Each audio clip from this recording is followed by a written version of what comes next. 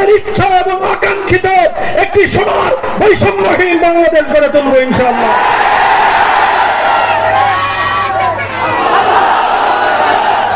বক্তব্য পেশ করবেন আল্লামা মাহমুদুল হক।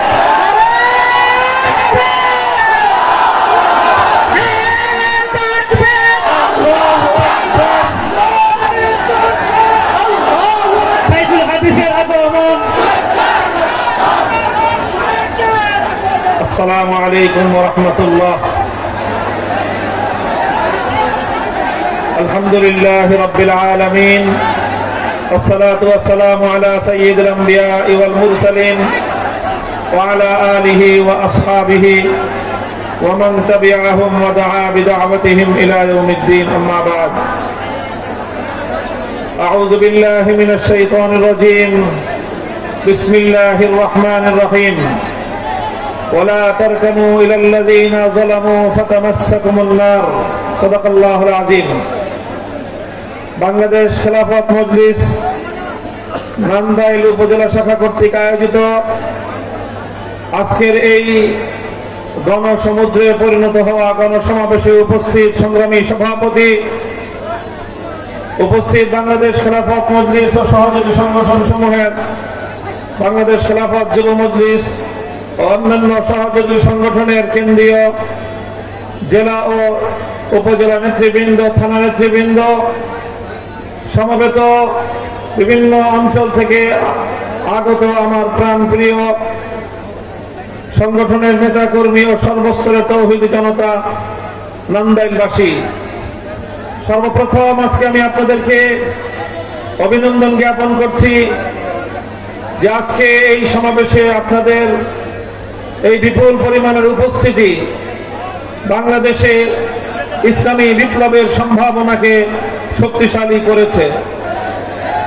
এদেশের মানুষ ইসলামকে কতটা ভালোবাসে এবং ইসলামের প্রতি তাদের যে আবেগ, তারা এই প্রদর্শনের মধ্য দিয়ে একটি থানা পর্যায়ের এই বিপুল পরিমাণ মানুষের উপস্থিতি প্রমাণ করে আগামীর বাংলাদেশ হবে ইসলামের বাংলাদেশ।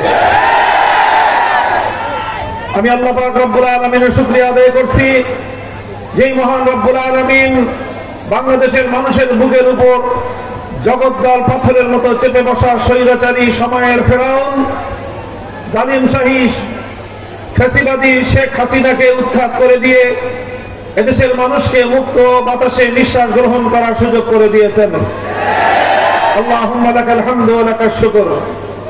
আজকের এই সুবর্ণ সময়ে স্মরণ করছি সেই সকল শহীদানদেরকে যাদের রক্তের বিনিময়ে অর্জিত হয়েছে 5ই আগস্টের এই মহান স্বাধীনতা।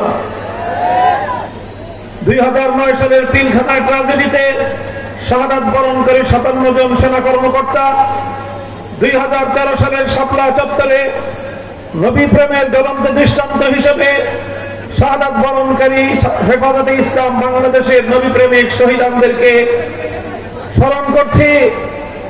বিশ্ববন্দিত মুফাসসিরে কোরআন আল্লামা সাঈদী রাহমাতুল্লাহি আলাইহির বিরুদ্ধে ঘোষিত নাটক সাজানো বানানো রায়ের, মৃত্যুদণ্ডের সেই কল্পিত রায়ের বিরুদ্ধে ফুঁসে ওঠা কোরআন প্রেমিক তাওহীদি জনতা, যাদের মধ্যে পাখির মতো গুলি করে হত্যা করা হয়েছিল প্রায় শতাধিক প্রাণ।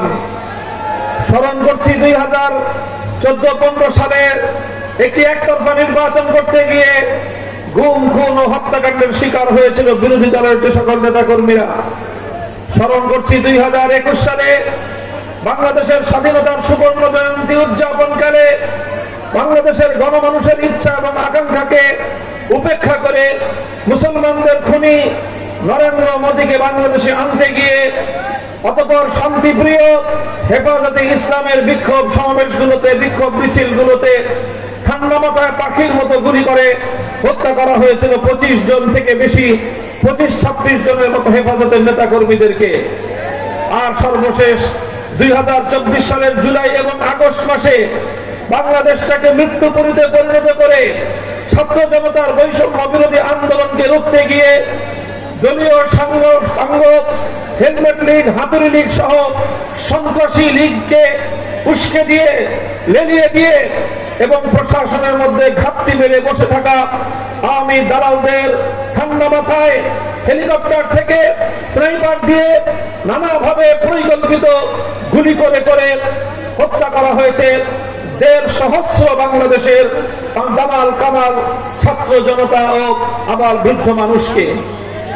এই সকল শহীদদের রক্তের প্রতি আমরা শ্রদ্ধা নিবেদন করছি এবং সকল শহীদ মুসলমানদের জন্য আমরা মহান রব্বুল আলামিনের দরবারে তাদের শাহাদাত কবুল করে রুহের মাগফিরাত কামনা করছি।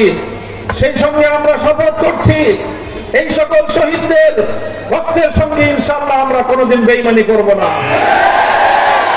আমরা গাদ্দারি করব না, এবং কেউ যদি এই রক্তের সঙ্গে গাদ্দারি করতে চায় আমরা প্রতিরোধ করব। যে জাতি তার শ্রেষ্ঠ শহীদদের প্রতি শ্রদ্ধা বজায় রাখতে পারবে না সে জাতি তাদের স্বাধীনতা রক্ষা করতে পারবে না। এজন্য আজকে শপথ নিতে হবে আগস্ট বিপ্লবে যারা শাহাদাত বরণ করেছেন, আল্লাহর নবীর ইজ্জতের হেফাজত করতে গিয়ে 2013 সালে যারা শাহাদাত বরণ করেছিলেন সেই শহীদদের আত্মার শান্তির জন্য আমরা তাদের অভিপ্রায়, তাদের ইচ্ছা এবং আকাঙ্ক্ষিত একটি সোনার বৈষম্যহীন বাংলাদেশ গড়ে তুলব ইনশাআল্লাহ।